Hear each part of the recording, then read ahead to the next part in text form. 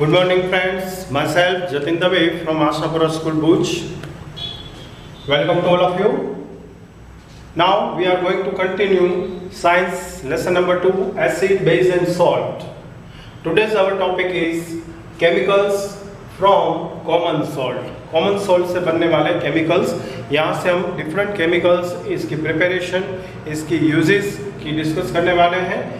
और आज का जो हमारा मेन टॉपिक रहेगा ये रहेगा सोडियम हाइड्रोक्साइड NaOH।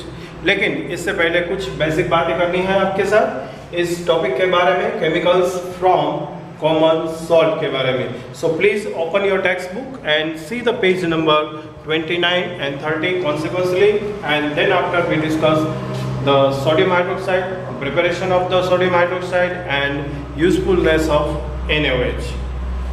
तो हमारा आज का टॉपिक है जो मैं रीड करने जा रहा हूँ। Please open the text book and please read with me. Chemicals from common salt.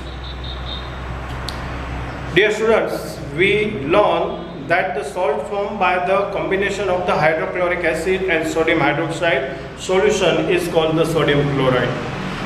पिछले वीडियोस में हमने देखा था न्यूट्रलाइजेशन प्रोसेस को, जब स्ट्रॉन्ग एसिड और स्ट्रॉन्ग बेस रिएक्ट करते हैं, for example HCl hydrochloric acid और NaOH सोडियम हाइड्रोक्साइड, तब जाके हमें कॉमन सॉल्ट NaCl मिलता है।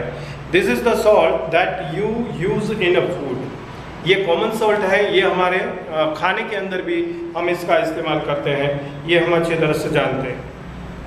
सी water contains many salt dissolve in it. इसी तरह से सी वाटर, जो दरिया है उसका जो पानी है, उस पानी के अंदर भी बहुत सारे सॉल्ट्स होते हैं। Sodium chloride is separated from this salt, और हमें जो खाने में यूज़ करना है कॉमन सॉल्ट का, ये कॉमन सॉल्ट भी हम उसी सी वाटर में से ही फिल्टरेट करते हुए ऑब्टेन करते हैं। Deposit of the solid salts are also found in the several parts of the world. दुनिया के कई ऐसे हिस्से हैं जहाँ से हमें डिपॉजिट हुए सॉलिड सॉल्ट फॉर्म होता है। This large crystal are often brown due to the impurities. जब शुरुआत के बेस में हमें सॉलिड फॉर्म में मिलता है कॉमन सॉल्ट, तब ये ब्राउनिश कलर का होता है, और ब्राउनिश कलर की वजह है उसके साथ जुड़ी हुई कुछ impurities. This is called the rock salt, जिसे हम रॉक सॉल्ट के नाम से जानते हैं। तो यहाँ पर एक छोटा सा क्वेश्चन बनता है, what is the rock salt? Several parts of the world deposits of the solid salts. These large crystals are often brown due to its impurity. It's known as the rock salt. Beds of the rock salts were formed when seas of the Bajan edges dried up and rock salt is mined like the coal. तो जिस तरह से coal mine के अंदर कोल बनता है, कोलसा बनता है, कोयला बनता है, उसी तरह से ये रॉक सॉल्ट है, ये रॉक के बीच में सी वाटर जैसे जैसे धीरे धीरे करते हुए वो वहाँ पर ड्राइड अप होता है, उस ड्राइड अप होने से सॉलिड फॉर्म में ये हमें मिलता है। दोस्तों, हिस्टोरिकल इवेंट्स के बारे में अगर जो बात करें, हमारे फ्रीडम मूवमेंट की, फ्रीडम फाइटिंग की, आज़ादी के लिए जो हमने लड़ाई की थी, तो उस लड़ाई में सबसे पहले हमारे सामने चेहरा आता है हमारे बापू, मतलब के राष्ट्रपिता महात्मा गांधी का, father of nation Mahatma Gandhi. Mahatma Gandhi ने भी इसी कॉमन सॉल्ट के लिए, नमक के लिए एक सत्याग्रह किया था, जो दांडी मार्च के नाम से इतिहास में मशहूर है। और ये मार्च भी उन्होंने इसीलिए की थी, important symbol in our struggle for the freedom उन्होंने बनाया था। तो नमक के लिए जो उन्होंने सत्याग्रह किया था, ये नमक हमारे आज़ादी का प्रतीक हुआ था, और इसके साथ भी ये नमक जुड़ा हुआ था। तो इस हिस्टोरिकल इवेंट को हम याद करते हुए, दांडी मार्च को याद करते हुए, हमारे father of nation Mahatma Gandhi को याद करते हुए आज के टॉपिक पर वापस चलते हैं। और आज का टॉपिक है कॉमन सॉल्ट और raw material for the chemicals. अलग अलग केमिकल्स के लिए ये हमारे लिए रॉ मटेरियल प्रूव होता है, और आज इस रॉ मटेरियल का हम यूज़ कर रहे हैं सोडियम हाइड्रोक्साइड प्रिपेयर करने में। सो ये हमारा मेन पॉइंट है। Please now let's see the figure. First of all figure number 2.8। Please turn the page number 30। आपके बुक में 30 नंबर का पेज देख लो। यहाँ पर important product from the क्लोर alkali process दिया हुआ है, और इसमें आपको एक सिंपल सा फिगर यहाँ पर प्रेजेंट किया है। आप देख सकते हो इसमें पॉजिटिव इलेक्ट्रोड एनोड है और नेगेटिव इलेक्ट्रोड कैथोड दिया गया है। एनोड के पास एक चैम्बर बना हुआ है वाटर ट्रीटमेंट के साथ, या फिर water treatment, swimming pool, PVC, disinfectants और सीएफसी पेस्टिसाइड्स वगैरह क्लोरीन से बनता है। ये इसके यूजेस हैं। और दूसरी साइड पर एनोड पर हमें H2 गैस मिल रहा है जिसका यूज़ हम अलग अलग जगह पर करते हैं। माइग्रेन्स में एमोनियम प्रोड्यूस करने में जो फर्टिलाइज़र में यूज़ होता है, फ्यूल के लिए यूज़ होता है।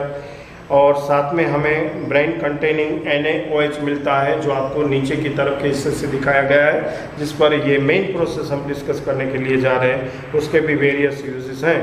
तो आज हम हमारा इम्पोर्टेंट टॉपिक देख रहे हैं, नाउ सोडियम हाइड्रोक्साइड। सो अपनी बुक को एक बाजू में रखते हुए और जो मेन पॉइंट्स है उसे हाईलाइट कर रहे हैं। So let's see the back and now see the blackboard carefully.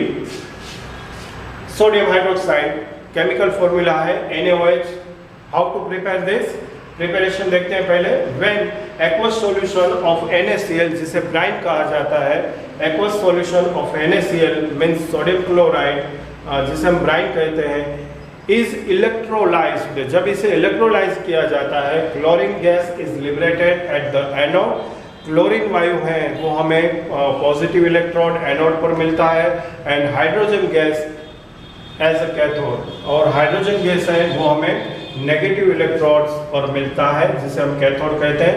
During the electrolysis, और ये जो इलेक्ट्रोलाइसिस प्रोसेस होता है, इस प्रोसेस के बीच में सोडियम हाइड्रोक्साइड भी फॉर्म होता है सॉल्यूशन के अंदर।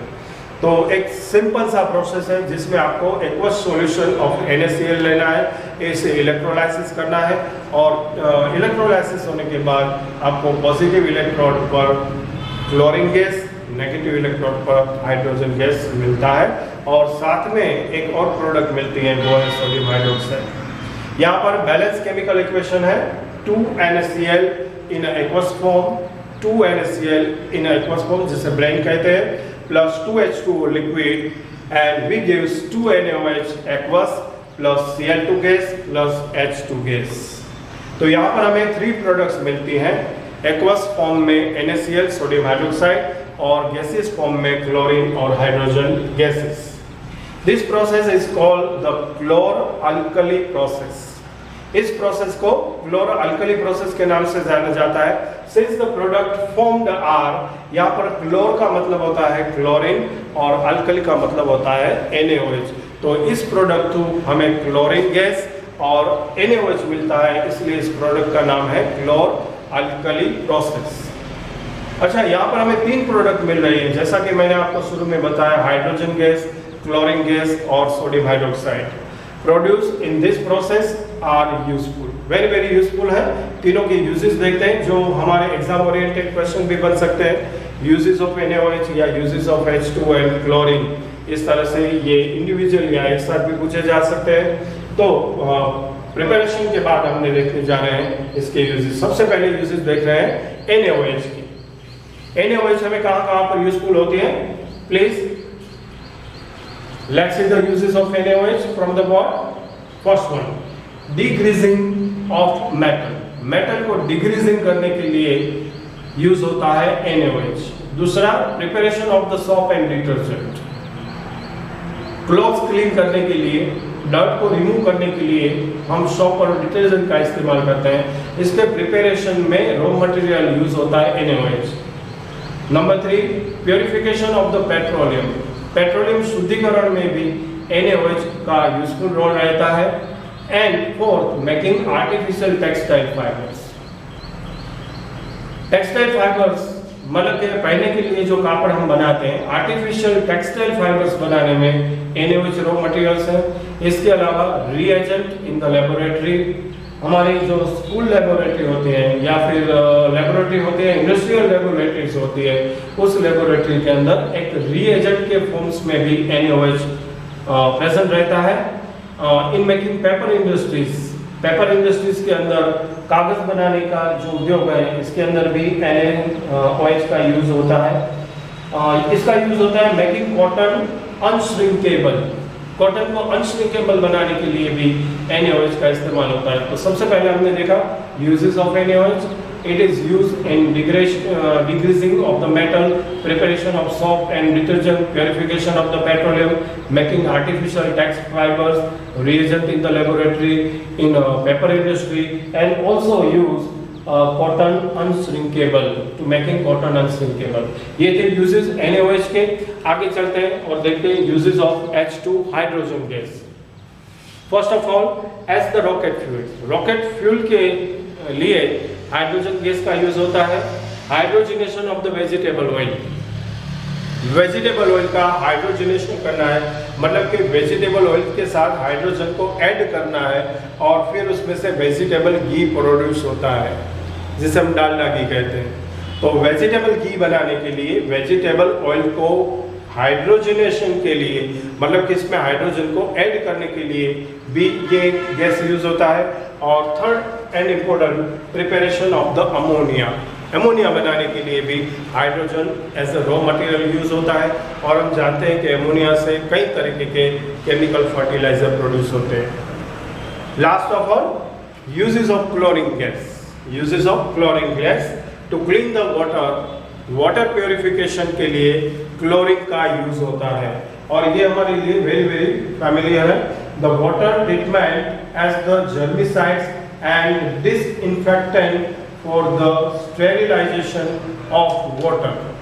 मतलब कि पानी के शुद्धिकरण की क्रिया के लिए हमारा जो पानी है, ड्रिंकिंग वाटर है, उसे जर्म फ्री बनाने के लिए, इन्फेक्टेंट्स डिसइंफेक्टिव बनाने के लिए, मतलब कि किसी तरीके के अगर जो इसमें वायरसेस या कोई इन्फेक्शंस है तो इसे रिमूव करने के लिए क्लोरीन गैस का यूज़ होता है। एज अ टैबलेट क्लोरीन का यूज़ करते हैं। इसके अलावा वो डिफरेंट इम्पोर्टेंट थिंग्स का मैन्युफैक्चरिंग के लिए काम आता है, जैसे manufacturing from the PVC। PVC का मतलब होता है पॉलीविनाइल क्लोराइड, और इस पॉलीविनाइल क्लोराइड से आप जानते हैं PVC के पाइप बनते हैं जो ट्रांसपोर्टिंग ऑफ द लिक्विड्स के लिए काम आते हैं। इसी तरह से CFC मटेरियल बनाने के लिए, मतलब कि क्लोरोफ्लोरोकार्बन, CFC का मतलब होता है क्लोरोफ्लोरोकार्बन। ये एक तरीके का मटेरियल है जो खास करके कूलिंग करने वाले जो हमारे साधन हैं, इक्विपमेंट्स हैं, लाइक रेफ्रिजरेटर, खास करके AC, एयर कंडीशनर, इसके अंदर इसका यूज़ होता है। और तीसरा रॉ मटेरियल वो बनता है ब्लीचिंग पाउडर प्रोड्यूस करने के लिए, making of bleaching powder. Bleach करने के लिए, वाइटनेस बढ़ाने के लिए जो हम ब्लीच करते हैं उस ब्लीच पाउडर बनाने के लिए भी इसका यूज़ होता है। और डिफरेंट टाइप के पेस्टिसाइड्स, कीड़ों को मारने वाली दवा, मतलब कि पेस्टिसाइड्स बनाने के लिए भी इसका यूज़ होता है। सो डियर फ्रेंड, आज का हमारा टॉपिक बहुत इंपॉर्टेंट टॉपिक था। यहाँ पर हम डिस्कस शुरू कर चुके हैं chemicals from the common salts. Common salt से मिलने वाले डिफरेंट केमिकल्स के बारे में, जिसमें आज हमने इस सीरीज में सबसे पहला केमिकल्स देख लिया, सोडियम हाइड्रोक्साइड NaOH, किस तरह से वो प्रिपेयर होता है और इससे मिलने वाली 3 प्रोडक्ट किस तरह से यूजफुल है। इंपॉर्टेंट क्वेश्चंस है, आपको दिल लगाकर उससे अच्छी तरह से प्रिपेयर कर लेना है, इसका प्रैक्टिस कर लेना है। कल आगे के टॉपिक के साथ मिलेंगे। फिर से एक बार chemical from the common salt, अलग अलग केमिकल का यूज़ देखेंगे, इसकी प्रिपरेशन देखते जाएंगे। तब तक के लिए थैंक यू एंड बाय।